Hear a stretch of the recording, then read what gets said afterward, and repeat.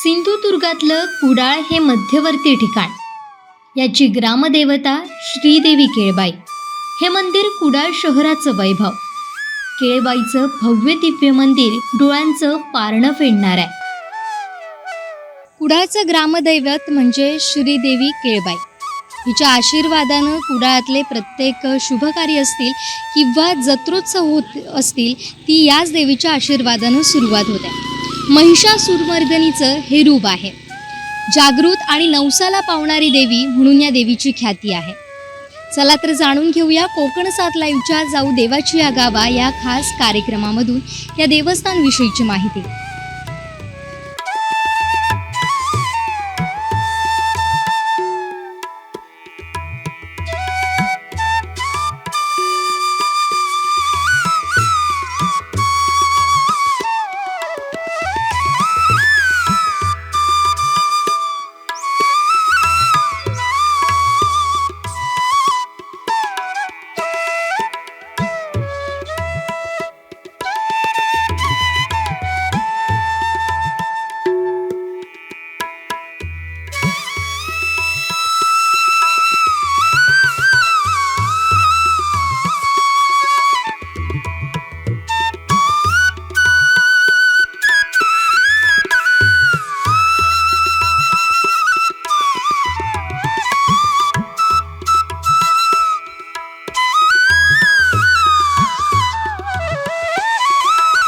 आपल्यासोबत आहेत देवी केळबाईचे सर्व मानकरी आणि समिती अध्यक्ष.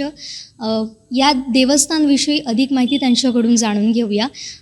आपल्यासोबत आहेत आत्ता या देवस्थानचे मानकरी नंदू राऊळ.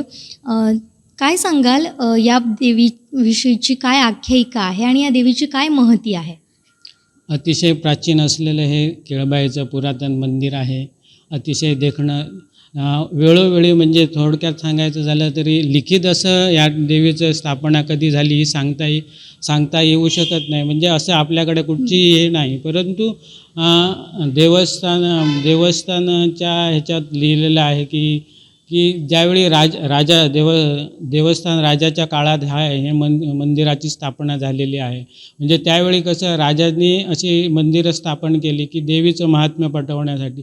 त्यावेळी हे मंदिर असं झालेलं आहे असं वाटतं. कारण त्यावेळी आर्य संस्कृती आणि द्रविड संस्कृती ही दोन संस्कृती होत्या.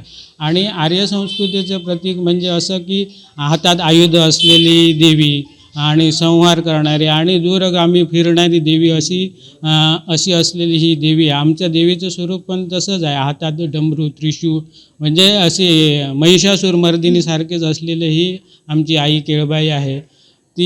तिची महती फार मोठी आहे. कारण ही केळबाईचं पण असं आहे की देवी भागवत म्हणजे कानिफनाथांनी महिषासुरमर्दिनीला प्रसन्न करून तिचं नाव केळबाई असं ठेवलं. म्हणजे केळ्याच्या फणाचा घड करून आसन करून त्याच्यावर म्हणजे मंदिराचे देवीला प्रसन्न करून तिचं नाव महिषासुरमर्दिनीचं नाव केळबाई केलं असं आख्यायिका देवी भागवतमध्ये आहे, आपल्याला पाहायला मिळतं.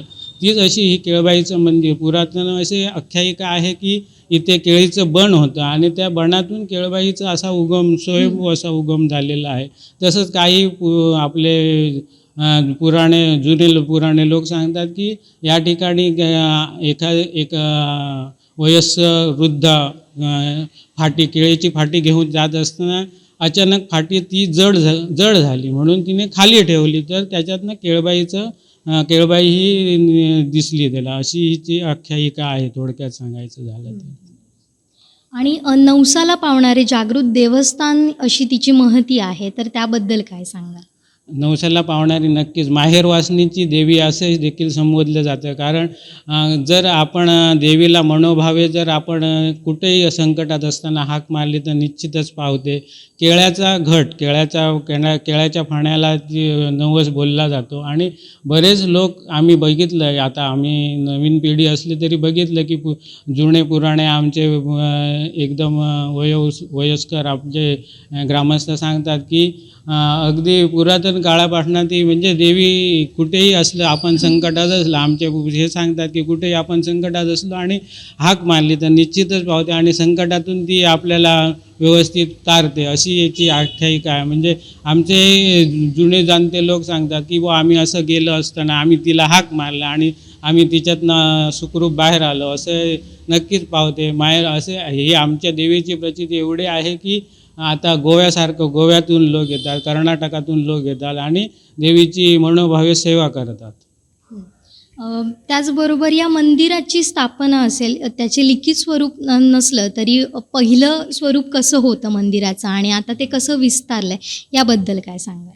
निश्चितच की पूर्वी पहिल्यांदा मी सांगेन, आमचे जे ज्येष्ठ सांगतीलच, परंतु आम्हाला माहिती आहे, म्हणजे आम्हाला सांगितलं गेलं आहे की पूर्वी एक 4 खांबावरच फक्त नुसतं याचं गाभाऱ्याचं 4 खांबावरच फक्त मंदिर होतं.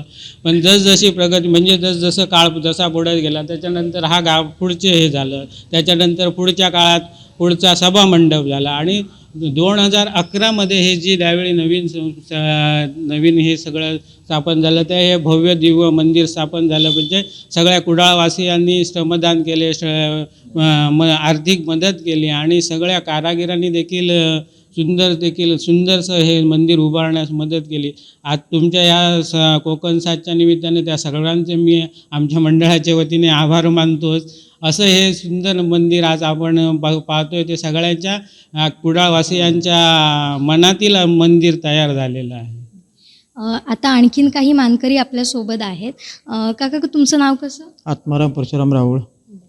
आता हे बरंच जुनं मंदिर आहे असं तुमच्या बोलण्यातनं आम्हाला जाणवतं आहे. तुमचे काय याबाबतचे अनुभव आहेत? म्हणजे नवसाला पावणारी जागृत देवस्थान म्हणून ओळखली नवसाला जाते. पावणारी एखादा प्रसंग आला किंवा एखादा आजारी झाला तर आपण तिला बोललो की तुला नवसा केळ्याचा घड देतो किंवा तुला एक 5 केळ्याचा पाना ठेवतो, तर निश्चित ती नवसाला पाहून तो पेशंट उभा राहतो, एवढी फुल गॅरंटी आहे तिची. त्याच्यामुळे लोक लांब लांबून तिला नवस करतात की केळ्याचा घडाचा किंवा केळ्याच्या पानाचाच नवस तिला जास्त असतो.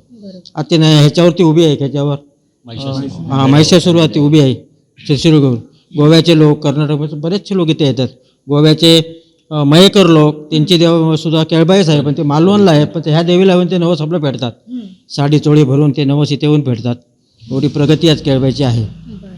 आता पंचायतन देवस्थान म्हणून या देवस्थानाला ओळखलं जातं, तर त्याबद्दल काय सांग? पंचायतन चारही आमचे जे आम्ही मानकरी आहोत, कुडाळेश्वर, लक्ष्मी, भैरव आणि केळबाई, हे चारही मानकरी आम्ही एका मताने बघतोय. एका मताने आम्ही देवाला पानपाकी ठेवतोय. देवाचे कामाने एका मताने एका विचाराने करतोय. म्हणून आमचं हे पंचायतन असं एकत्र चाललेलं आहे. कुठचीही गोष्ट करायची आली तर आम्ही सगळ्यांना चारही देवांना कळून ते एकत्र करून ते आम्ही करतो काम देवाची. आता कुडाळ म्हटलं की कुडाळेश्वर देवाचं नाव आलंच, त्याच्याशिवाय आपण पुढे जाऊ शकत नाही खरं तर. मग कुडाळेश्वर मंदिर आणि केळबाई मंदिर यांचं नेमकं काय नातं आहे? कुडाळेश्वर हा केळबाईचा भाऊ आहे, ही त्यांची बहीण आहे. ज्यावेळी आमच्या दसऱ्याला देव येतात त्यावेळी मारुती मंदिरमध्ये शिवलग्न लागतात. नंतर तिथून ते इथे बहिणीला भेटायला येतात आणि इथून मग पानपाकी ठेवून सगळं कामं करून परत रिटर्न कुडाळेश्वरमध्ये जाऊन तिथे दांडेकऱ्याचं वारी वगैरे उभे राहून तिथे कातर वगैरे लावतो आणि नग तिथे आम्ही देवाचे खांब वगैरे पाठायला लावतो, विश्रांती घेतो. आता या मंदिर परिसरात सुद्धा अनेक छोटी छोटी मंदिरं आम्हाला दिसतात. म्हणजे अगदीच बाजूला बघितलं तर वेताळाचं. केळबाई पंचायतनातच आलं. येतोबा, घाडीवस किंवा दांडेकर, नीत किंवा इथे आता आमचे ब्राह्मण आहेत, अधिक हे आहेत आपल्या पाषाणात, आम्ही नाहू शकत नाही, पण सगळी पाषाणं आहेत ती आम्ही सांगू शकत नाही कुठची, पण सगळी पाषाणं इथे आहेत. त्याच्यामुळे हे पंचायतन इथे आहे. कुठचीही गोष्ट करायची झाली तर इथूनच ती करायला पाहिजे. चारायला देवळाकडले इथे येणार, इथे पानपाकी ठेवणार, तेव्हा पुढचे कमावणार. कुडाळेश्वरच्या कडे वगैरे तुमची आहे प्रथा आहे जी चाललेली आहे, ते आम्ही चालवतो.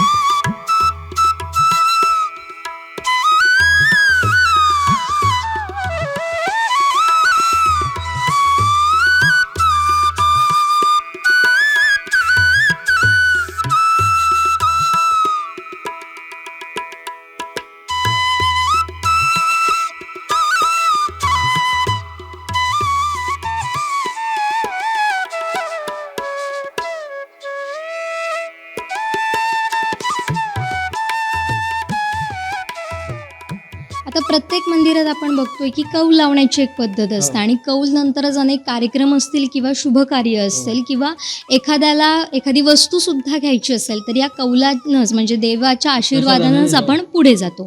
तर हा कौल इथं कसा लावला जातो? हा इथे कौल दोनही साईडला प्रसाद 9 हे लागतात, तांदूळ लागतात आणि तिथे तुमचं जे काय म्हणणं आहे त्याप्रमाणे तिथे विनंती घालावी लागते. ह्या माणसाचा बाबा मग काम झाल्यानंतर तुला काहीतरी तिथे म्हणजे नवस येईल असं तुझं म्हणणं आहे तर उत्तम 5वा दे, तर तो उजवा 5वा देईल किंवा 7वा देईल किंवा पुढचा देईल. मग बुवा झालं 10वा झाला तर बुवा इथे कामाला वेळ लागणार असे ते प्रसादाची मुडी आहेत. लक्षात आलं. आता समिती अध्यक्ष केळबाईकर नारायण केळबाईकर सुद्धा आपल्यासोबत आहेत. तर काका, वर्षभर कसे कार्यक्रम होतात? म्हणजे आपण अगोदर धार्मिक कार्यक्रमांबद्दल बोलू. सुरुवात होते ती नवरात्रापासनं, दसरा वगैरे हे सगळे सण होतात. तर हा कसा इथं सण समारंभ साजरा? वर्षाच्या सुरुवातीला हरिनाम सप्ताह साजरा होतो ऑगस्टमध्ये. त्याच्यानंतर नवरात्र उत्सव जातो. त्याच्यानंतर आपला वार्षिक जत्रोत्सव म्हणून केळबाईचा असतो तो होतो. त्याच्यानंतर केळबाईचा वर्धापन दिन होतो 8 फेब्रुवारीला. असे वर्षाला 4 होतात. तसेच शिमगोत्सव म्हणून एक मोठ्या प्रमाणात होतो, तोही मोठ्या प्रमाणात होतो. अशा प्रकारे चांगले सगळे एकोप्याने म्हणजे चारही देवळाकडले एकत्र येऊन सगळे हे उत्सव साजरे करतात. मग आता ह्या जत्रोत्सवाचं स्वरूप नेमकं कसं असतं त्याबद्दल? जत्रोत्सव म्हणजे सकाळपासून म्हणजे वार्षिक जत्रोत्सव असतो. सकाळपासून सुरुवात होते ओटी भरण्यापासून.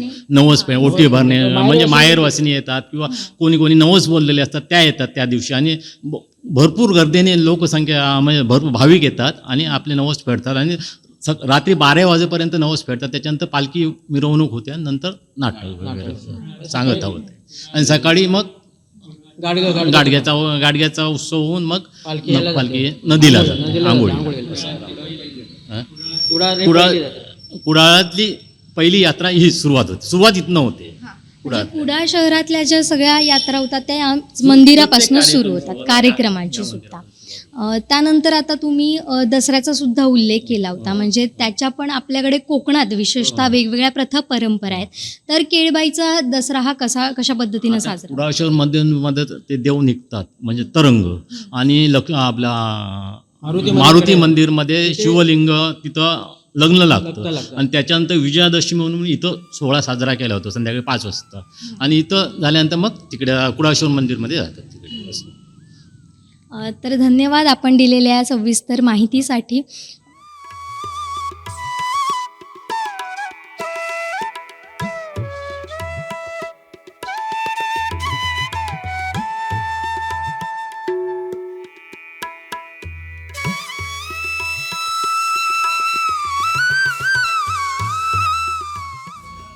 केळ्याच्या खड्यांनी या देवीचा नवस फेडला जातो आणि हा नवस फेडण्यासाठी महाराष्ट्रच नाही तर गोवा, कर्नाटक या भागातून सुद्धा लाखो भाविक इथं हजेरी लावत असतात.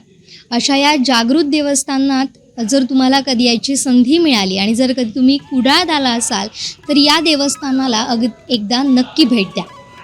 कॅमेऱ्यासाठी कौशल वर्धमसह जुईली पांगम, कोकणसाद लाईव्ह, कुडाळ.